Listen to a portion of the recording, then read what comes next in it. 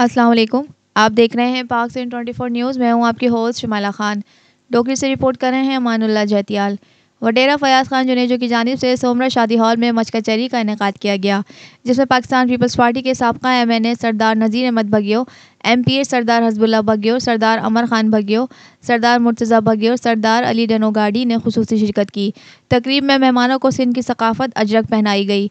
मेहमानों के मान में अशाया भी दिया गया। मच कचहरी के प्रोग्राम में सरदार मंसूर खान जुनेजो, डॉक्टर मौला बख्श जुनेजो, वडेरा शमन खान जुनेजो, बशीर अहमद जुनेजो, काजी जमील जुनेजो, शहमीर मिरानी, जमन भगियो, हबीबुल्ला अलमानी, रियाज भुट्टो, सरवर जुनेजो, अब्दुल खालिक अबड़ो, सहाफ़ियों में मोहसिन रज़ा अलमानी, सफ़ीउल्लाह चन्ना, बिलावल जुनेजो, अली मुराद अबड़ो। पाक सिंह 24 न्यूज़ ज़िला लाड़काना के रिपोर्टर अमानुल्लाह जैतियाल, इरफान जुनेजो, अब्दुल जब्बार मेमन, काजी सुहेल जुनेजो, अतहर मेमन, रब नवाज खोसो समेत बड़ी तादाद में लोगों ने शिरकत की।